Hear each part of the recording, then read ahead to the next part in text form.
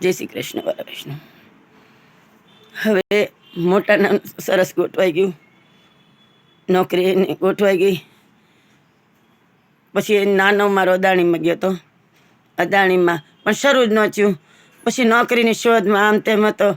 પછી મારા મોટાએ એને રખાવ્યો ટાટા કંપનીમાં. મારા ભાઈને રખાવ્યો, એના હાળાને રખાવ્યો, બીજા હાળાને રખાવ્યો.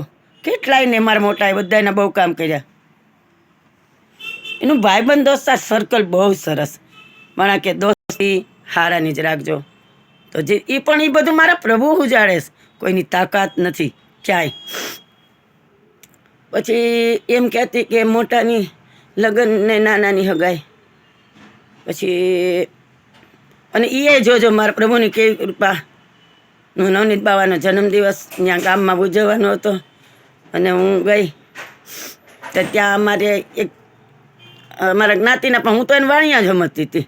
પછી કે અમે તો તમારે ખતરી જ છીએ. મારા વહુના મામી બેન પાત્ર તે એ કે મારી ભાણીનું કરવાનું છે, કે મારે મારા નાનાનું કરવાનું છે. તો એ કે માતરી માતાએ ગયા છે અમારે પાટણ વાવ મેળો ભરાય ને, તો પાટણ વાવ ગયા છે. અમારે મોટો છોકરો ને બહુ ભાવેશ ને મારા ચકુ બધા ગયા છે. તો એ લોકોની જીવનની શરૂઆત નાનાથી થઈ. એ બધાએ જોયું, એના ભાઈ ભાભીએ જોયું, આના ભાઈ ભાભીએ જોયું.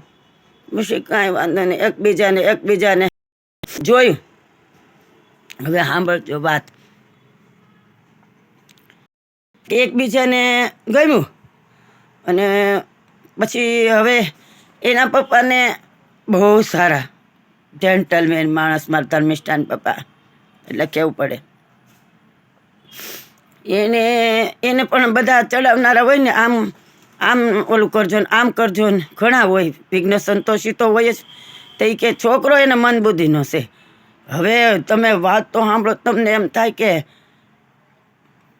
હવે બધા એના કુટુંબના બધા મારા ભાવેશને જોવાને બધા પકાન જોવા આવે કે આ એવું બધું કોઈ કે મગજમાં નાખ્યું કે છોકરો એનો આવો છે ને આમ છે ને મન બુદ્ધિનો નહીં. તો પછી હવે આગળ કહું છું.